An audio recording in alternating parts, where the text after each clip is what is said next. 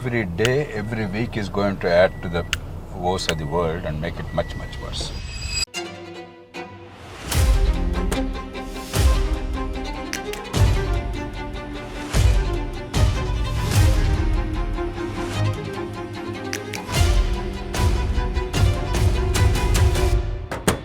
First, it was a gas shortage, and now petrol and diesel.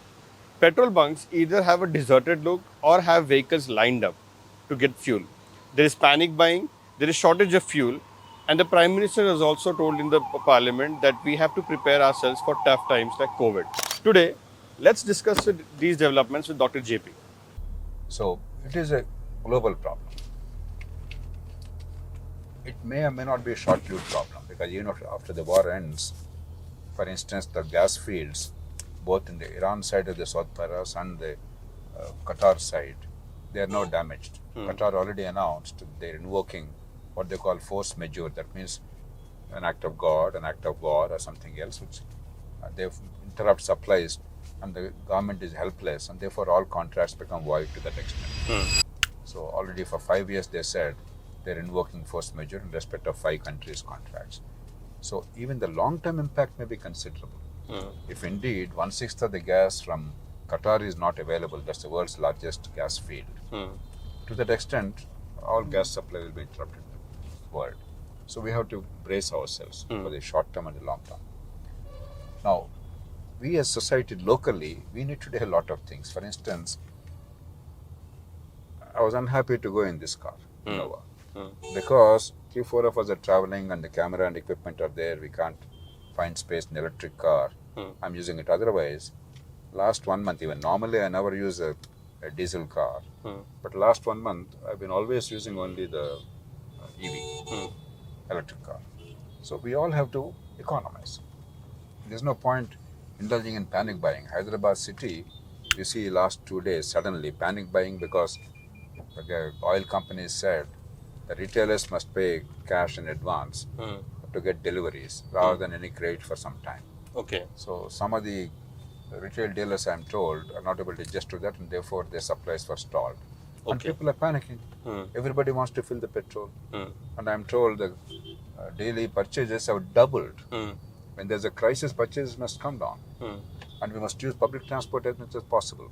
We must use electric transport or other means of transport. We're not indulging in that behavior. We're only complicating the problem. We're making things worse.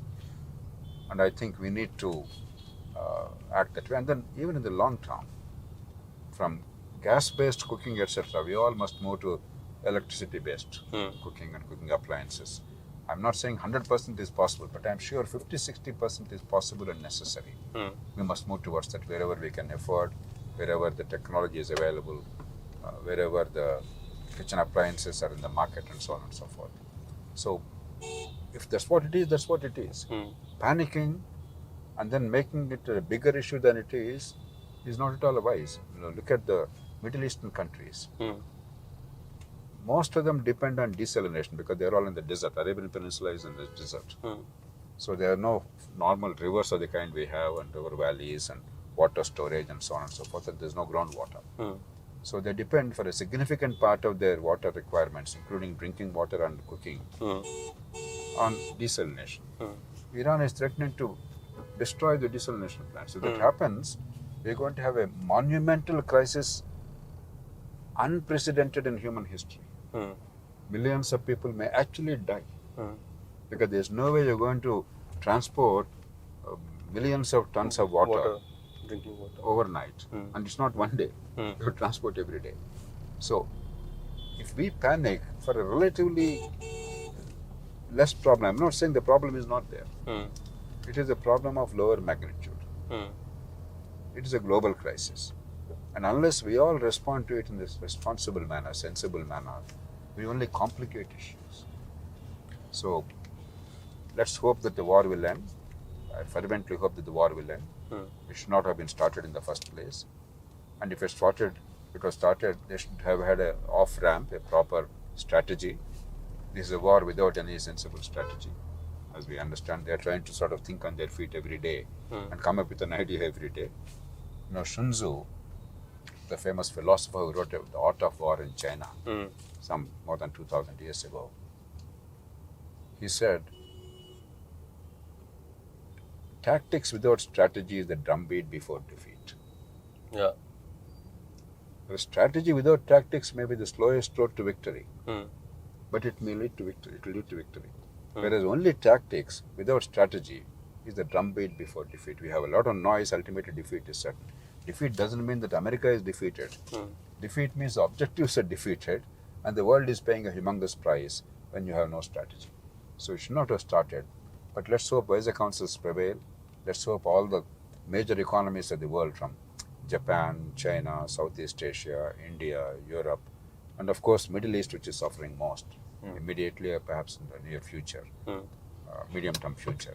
Let's hope we'll exert enough pressure on the warring parties and bring them to the table and end this disruption of the supply chains. So 2 years back, you took the decision to purchase an EV. Back then, the petrol prices would have been just about 100 or just about more than 100, 1 or 2 rupees more than 100. What was the decision? How did you make the decision that time? In fact, I would not have bought even this car if long distance commute is possible with electric car. It makes sense. First of all, you're not polluting the environment. Second, you're not depending on imported fuel. Why should you give money to some other country and then a disruption of this kind now you can clearly see. And the economies are incredible. Typically, I drive a small car, I go in a small car, electric car. Per unit electricity, it gives me about 8 kilometers drive. Typically, a little more than 8. That means per kilometer it's costing me 1 rupee. Correct, yeah. Whereas this kind of a car, per kilometer costs you 8 to 10 rupees. Correct. So, pollution, your cost, your supply chains, and the import dependence. Oil and gold are the two biggest commodities in terms of the quantity of import, the dollars that are flowing out of the country. We have a current account deficit in the country. Now, I know many people will be unhappy if I say, please don't go buy gold, too much of gold, because we're importing all of it. But to the extent possible, let us curb that. Within India, we have the world's largest quantity of gold with the people of this country, about 35,000 tons of gold. Out of the 191,000 tons of gold that is ever mined in human history, 35,000 tons is estimated to be in India. 35,000 tons. No country is anywhere close to us. Not China, not America. There we are world champions. Supposing we allow it to come to the market, and if there is any need of wedding or something else, we buy within the country rather than importing more gold. Supposing we convert this into money in banks in a sensible way, A, you won't require to import large quantities of gold at enormous foreign exchange cost. B, you will have phenomenal amount of money available for the building of infrastructure. We are a poor country. What is the meaning of poverty? A, you have no resources. Correct. B, you didn't build the infrastructure to enhance the productivity of people. Now, both these require money. Now, if gold is actually monetized in some form or the other, without losing gold from the country, if you convert it into a usable form, a fungible form, by some program, then we don't require to worry about how much money will be invested from abroad. If it comes, it comes. If it doesn't come, we are not worried because we have enough capital in the country. Similarly, in case of oil, it's a little harder because we can't overnight change from oil consumption to zero oil consumption. But to the extent we can, if we shift consumption patterns, each of us matter. You know, in Telugu there's a proverb, so you can't solve the problem at a global level. But each of us, if we're a part of the solution, if all of us in India, we adopt the same attitude about waste on the roads, about littering the streets, about organic waste being decomposed, properly processed afterwards, about clean sewers, about solid waste being properly managed in our own household or the locality, then you are minimizing the problem. Look at Hyderabad city. Jawahar Nagar has all the solid waste dump of the city. The poor people in the surrounding area, lakhs of people, it's all full of stench. Their quality of life is affected. So everybody, if we believe that it's not in my backyard but somebody else will suffer, that's not the way to build a society. That's not a way to build a great India. Our talk about Mera Bharat Mahan and Great India, they're all hollow if you don't improve your environment, your surroundings, your households. So I think there is a case for all of us to do a little bit. We don't have to sacrifice anything great. I haven't sacrificed anything. I go comfortably in my electric car. It's air conditioned. I'm not saying you should give up in this sweltering heat. Your productivity will be very poor. Supposing there's no air conditioning, windows are open, all of us would be sweating. You could not record this conversation. So I'm not saying we should suffer, but a bit of thoughtfulness without compromising the quality of life can significantly improve everybody's quality, our environment, and of course our country. So speaking about suffering, because there's a shortage of petrol and everything, I as a consumer now make a decision to not use my vehicle, but to use, let's say, whatever is available out there, be it an auto taxi. Pooling. Okay, sure. Taxi is not going to help because you're only shifting the burden from your car to absolutely hired car. But right. pooling, yeah, hired one or personal, public transport. Speaking about public transport, sir. Yeah. Public transport. I do not have buses coming to my area. The metro infrastructure is there, but it is only for the mainstream. It does not have connectivity to my house. I am faced with such a shortage of public transport that I have to rely on other transports. You are absolutely right. We have allowed our governments to do whatever they wanted recklessly with vanity projects, spending tens of thousands of crores without improving the quality of life. A government that cannot improve the quality of public transport, make it safe, make it accessible, make it predictable, make it efficient, that government is not worth its salt.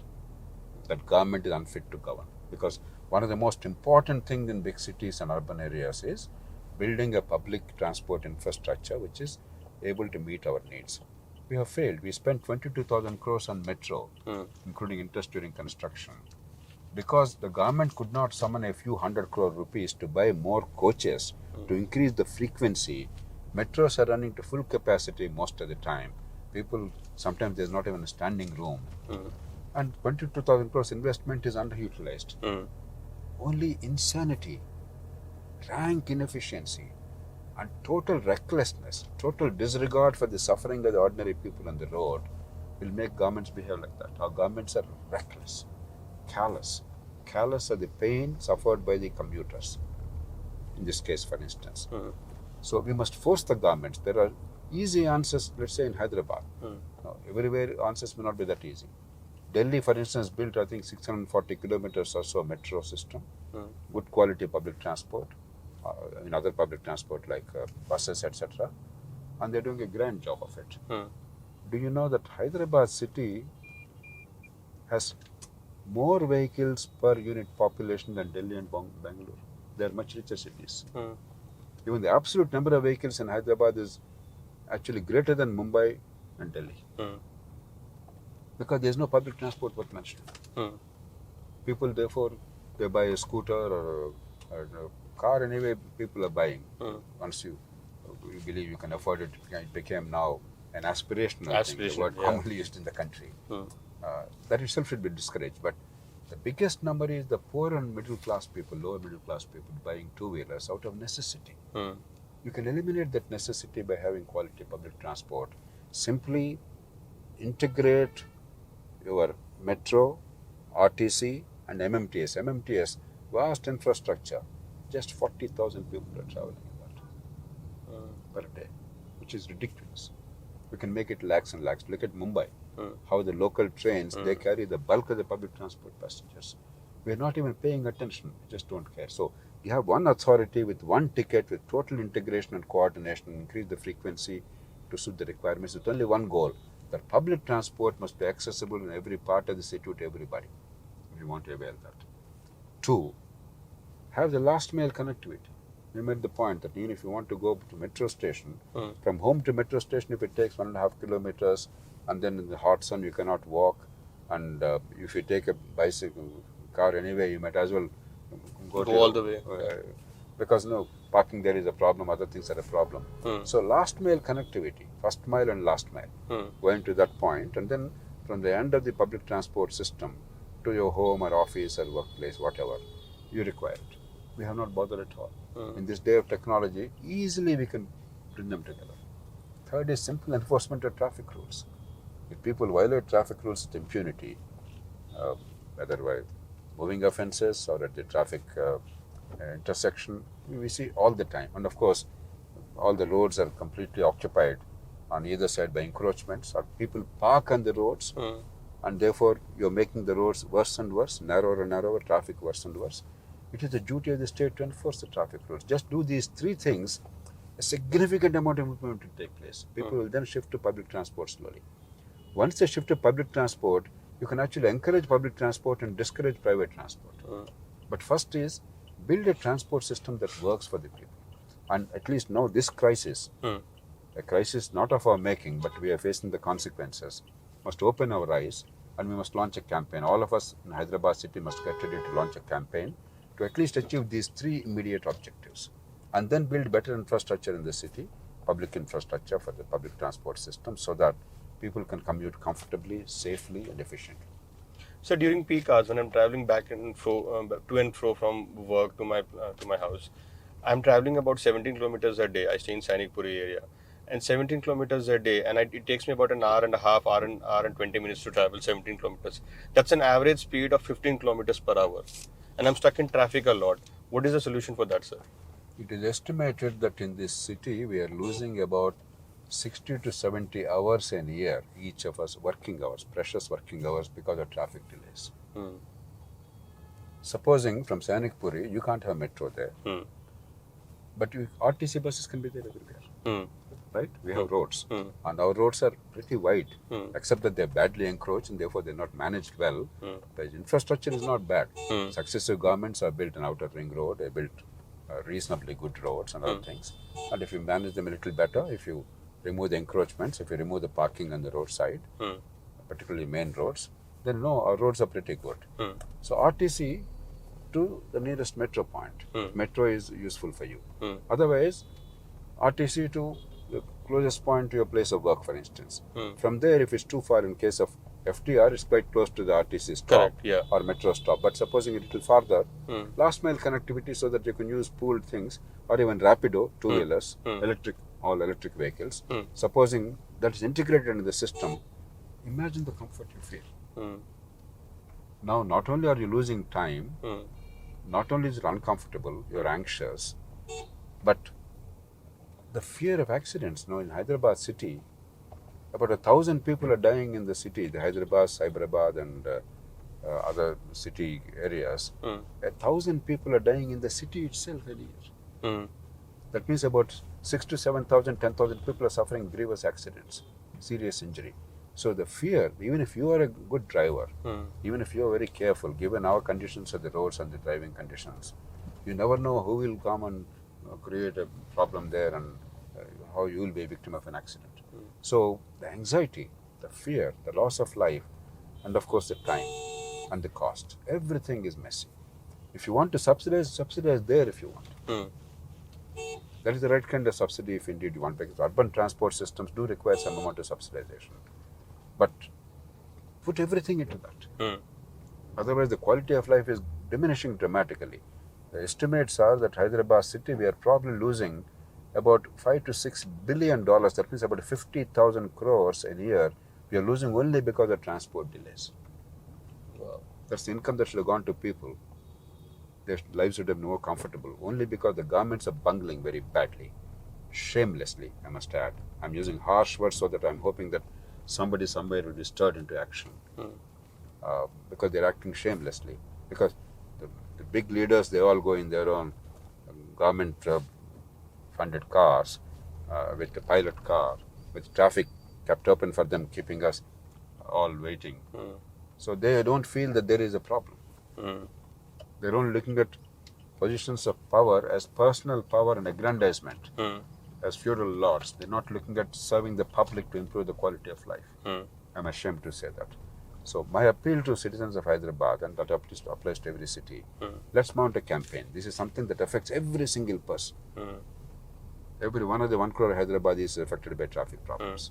So for these 3 simple goals, let's raise our voice collectively using the modern technology, and maybe this crisis is an opportunity. Because once suddenly, fuel shortages, this, that, panic there, then people understand the importance of public infrastructure and systems. This is a good opportunity. As Paul Romer said, a crisis is a terrible thing to waste. Let's not waste this crisis. Use it for the good of the people. So even though there is a shortage of, there may be a shortage of fuel right now. Government sources claim and institutions claim that there is no shortage. Actually, it is just the management For a brief month or period. 2, it will be okay. See, ultimately there will be a shortage everywhere. Unless you are self-sufficient. India is not self-sufficient. People must understand. About 90% of the fuel in India is imported. Japan, India, and probably among large economies, Germany are the only countries in that bracket.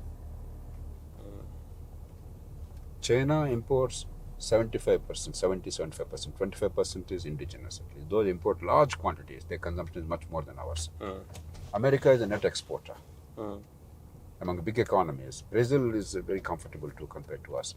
So India is one of the countries worst affected by the global oil crisis. Right.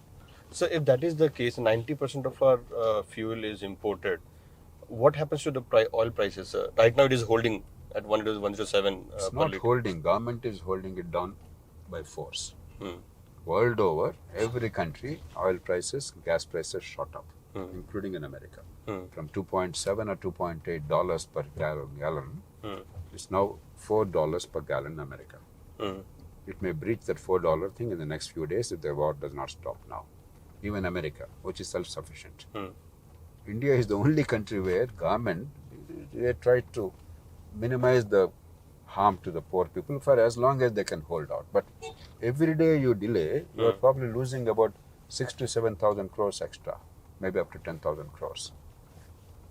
Because the price is going up globally, and you are not allowing the price to go up to the consumer. Somebody is bearing the cost. These are all government companies. Who is bearing the cost?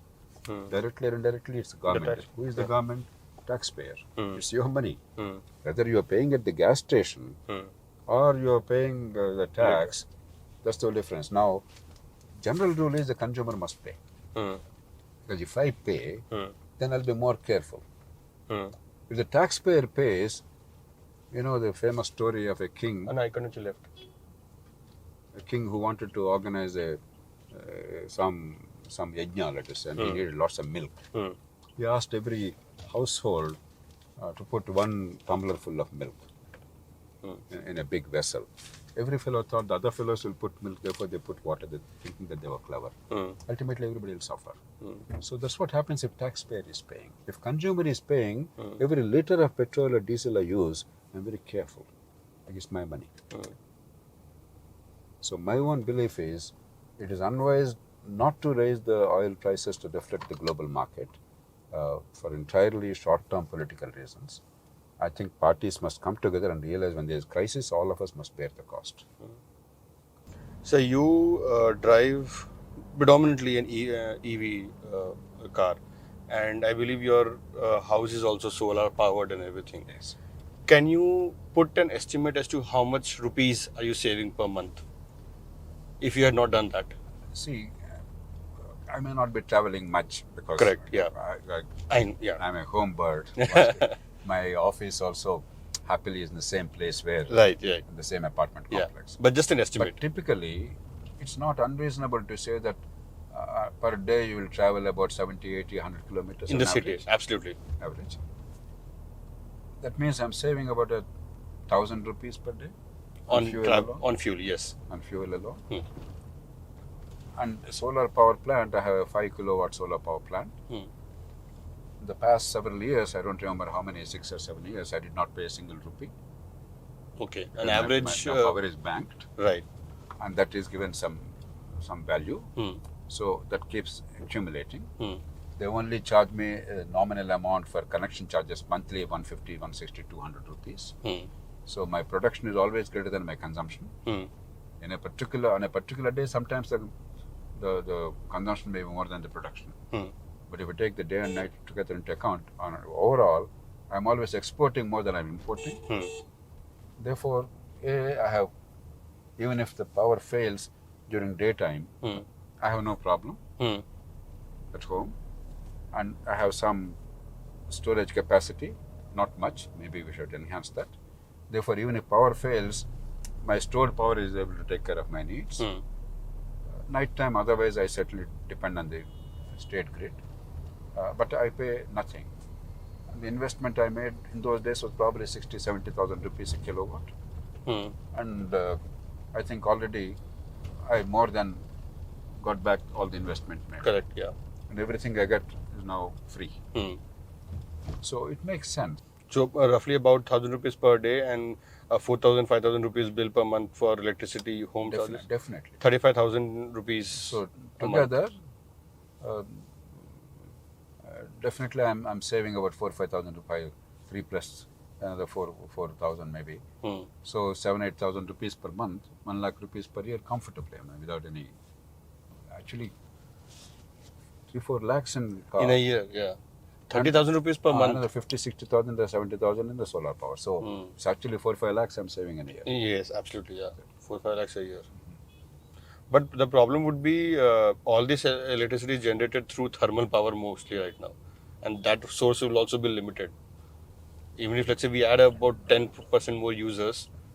That may not be limited because we have reasonably good quantity of coal, not as much as China or Australia or Indonesia. But estimates are for the next 300 years we have coal, but we don't want to go there eventually because no pollution, global warming, these are factors.